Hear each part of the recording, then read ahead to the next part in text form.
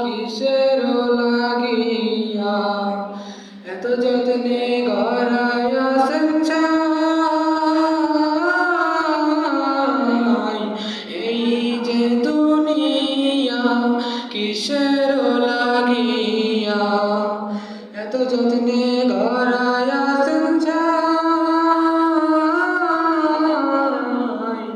এই যে দুনিয়া